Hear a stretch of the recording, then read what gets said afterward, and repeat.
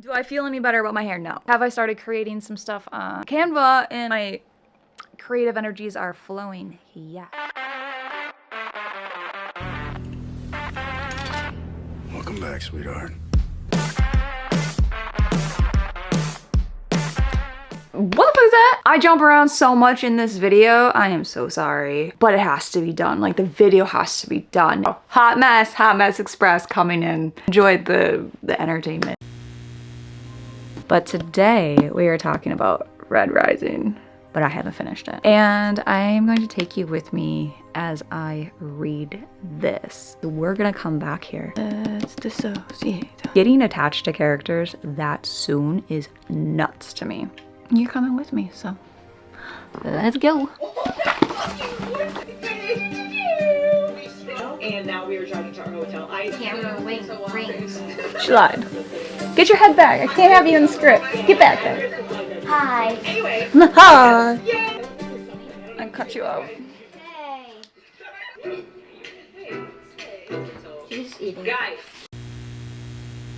Welcome back. I haven't seen you since Bookmas. What a wild ride. That was probably my favorite, what was it, 9 days of creating content because I had to create every single day. I had to pump a video out and I think I lasted more days than I thought I was going to. You probably see my dirty closet. I don't care. Red Rising.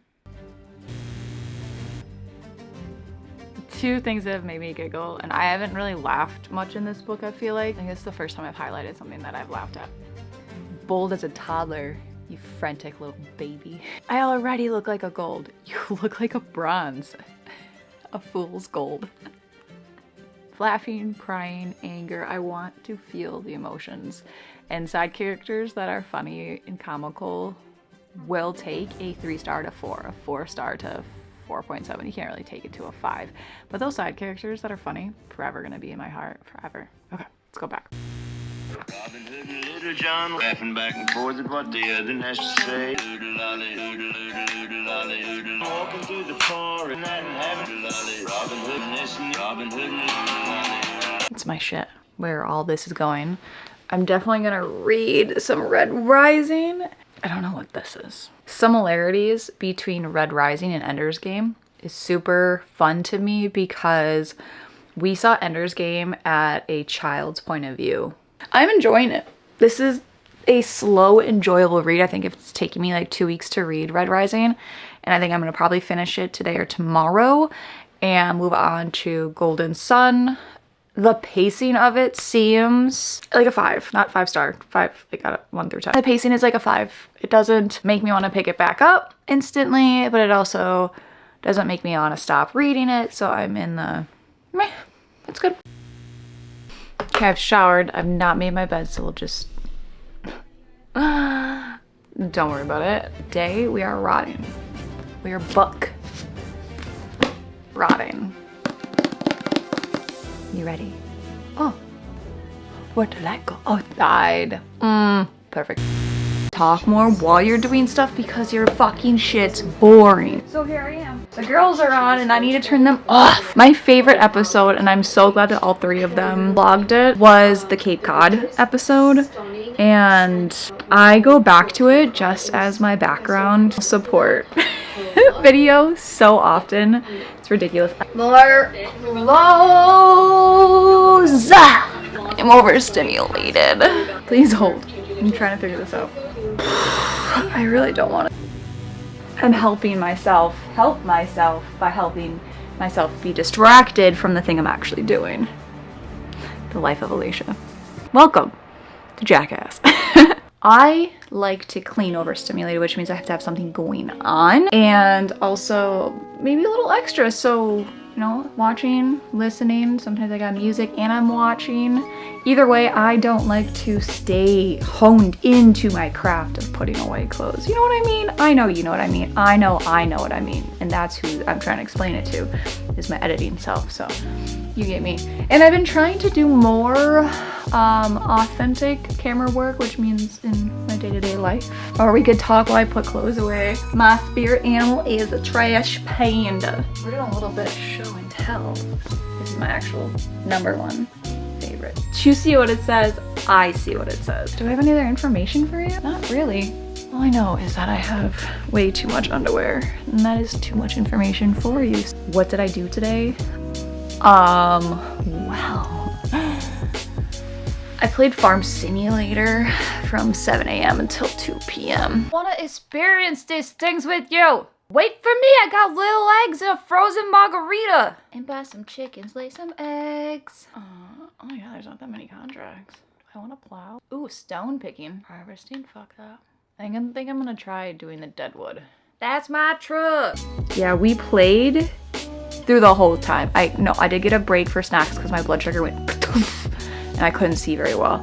So I needed to get some snacks and I had eggs. Not that that matters, but anyways, we built a whole new farm and chose what path we're gonna go down. We are having chickens, like eggs, and selling the eggs.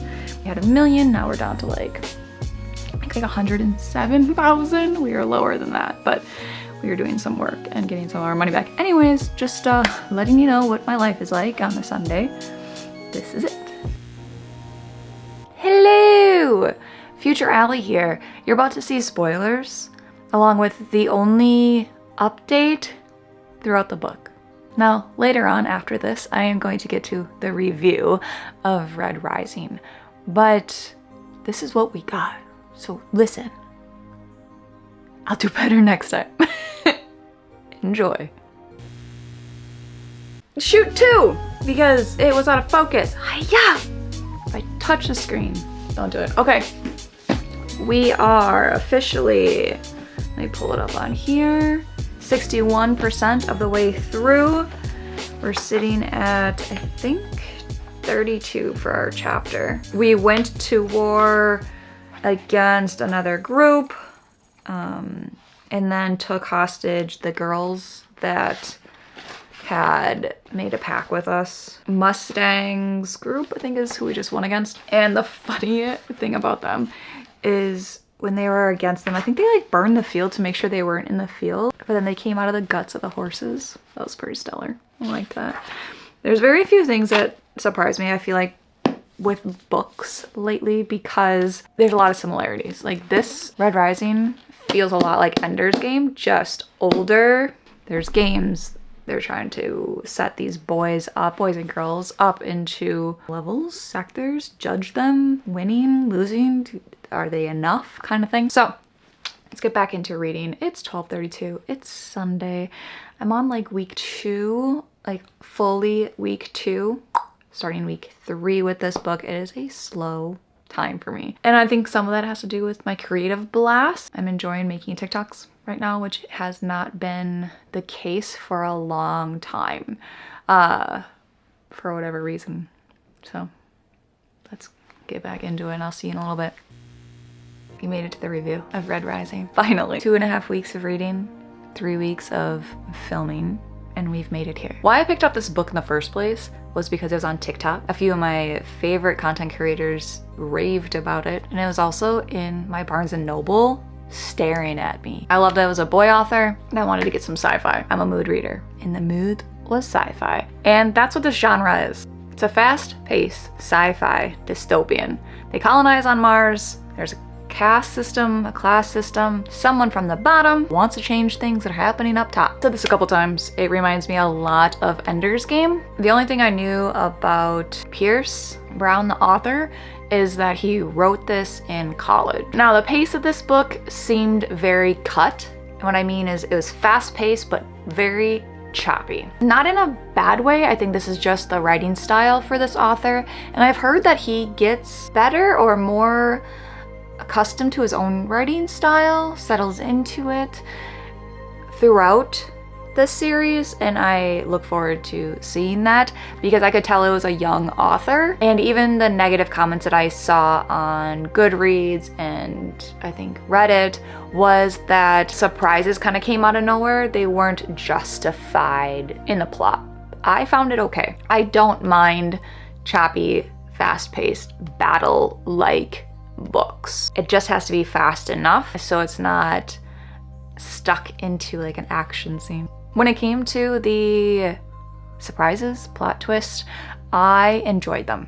I definitely could not have seen them coming per se. He does not spoon feed you some of the happenings. You're just kind of like picking them up yourself. The timeline of this book is more chronological, but it does have a few flashbacks and there are gaps in our knowing, which makes it really interesting. Did the book wrap up in a way that made me feel satisfied? I would say yes, but also this is a series that is gonna go a lot of places. I can tell just based on how the author likes to evolve his characters that it's gonna go a lot of places. Now, the negative aspects of this book when it comes to character development, which is super important to me, but is not an end-all be-all for the first book because there's a lot of redemption that can happen. I do not like Darrow, which is the main character, his ability to crash and burn when I feel like if he would have pulled his shit together, it would have shown his vulnerability better. I feel like there was a disconnect of showing his vulnerability at the cost of his strength. His strengths? His manliness? I don't know. I did not like it. It made me very uncomfortable. Not an uncomfortable as like, I don't want to see a boy cry. Uncomfortable as in when he's judging other characters' vulnerabilities or weaknesses. We saw what you did in those circumstances, sir. You can't really get too judgmental. That was, I would say, the biggest glitch in the character development that upset me as a reader. Again, this is my own personal preference of how I like my characters to develop. I don't have a say in it. I'm just along for the ride. Because I'm into the second book, I do get a little bit better of an understanding as to why secondary characters or friendships ended, started, just gone, the whys. However, I don't know what I'm holding on to. I feel like that is a big overarching feeling in this book. I don't know what to hold on to. And if the reviews that I've seen, bits and pieces, are vibing in that direction too, it just gets worse. So I'm just along for the ride and I'm really trying not to be sensitive about what I'm reading, if that makes sense. This book didn't have me laughing as much as I wanted it to. I really like dry humor in battle books or in wars. There's a few of them. I had a few in the beginning of this video. But there wasn't as much as I wanted, and again, maybe it gets better. I don't know. Overall, this book I would give a 3.7, 4 stars, 3.7 to 4 stars. It's the first book in a series. The author was young. I think I'm gonna rate this book differently once I get to the end of the series. So right now, 3.7. Recommend? Yes. It's a really entertaining book. I enjoy sitting down with it. I enjoyed listening to it, all of the above. I was able to listen to the action one on Spotify and read the physical and had it on Kindle. I'm in the second book right now. I think I'm like 7, 8 chapters in. Again, I can feel how he builds his book and then the fast pace. So pacing, really do like it. Want a little bit more of like a bow. Some of the little actions happening, like I need a bow. Like where's the bow? We put that together real quick. How about we just say goodbye right now? I don't want to stress about goodbye, farewell, Avita said goodbye. I'm not going to stress about this video anymore. This video stressed me out in a very authentic, vulnerable, creative way. I really enjoyed getting through this. I'm really enjoying putting a bow at the end of this. I'm learning a lot.